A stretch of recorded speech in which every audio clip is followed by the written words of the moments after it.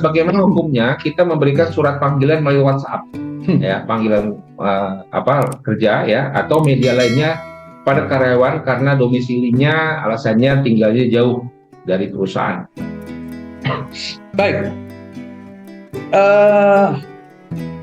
Poin pertama itu bicara mengenai surat panggilan. Ya. Ini kan asumsi saya kondisi mangkir ini ya. Itu surat panggilan dalam kondisi mangkir melalui WhatsApp. Surat panggilan.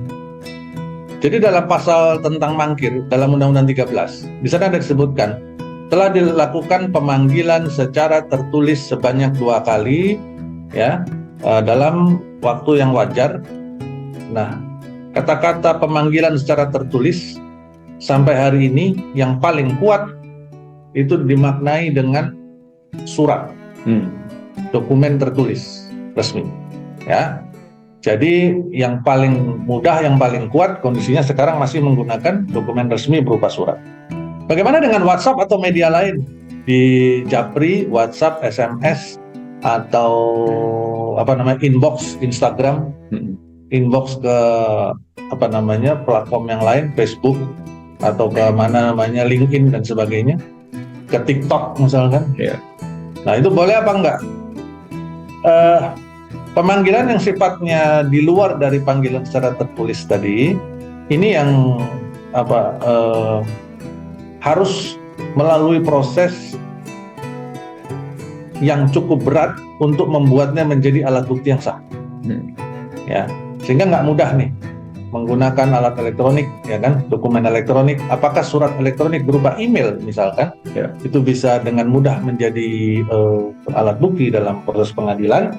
Itu prosesnya ada tersendiri, ya. Tapi yang paling mudah adalah menggunakan surat panggilan secara tertulis, ya. Kalau alasannya karena domisili tinggalnya jauh dari perusahaan, maka pertanyaan saya, mohon maaf nih Bapak Ibu, berbalik kepada perusahaan dan si karyawan itu. Ya. Kalau domisilinya aja jauh dari perusahaan, bagaimana diharapkan dia bisa bekerja di perusahaan itu setiap hari datang? Ya kan Pak, logikanya. Ya. Ini kalau dia masuk jam 9, logikanya jarak dari rumah ke perusahaannya bukan jaraknya, tapi waktu tempuhnya paling 2-3 jam, paling jauh tuh ya. 2-3 jam dengan macet dan sebagainya. Kayak saya misalkan dari Cikarang ke Bundaran HI, kalau sekitar 2 jam, 3 jam, waktu masih macet dulu, ya kan.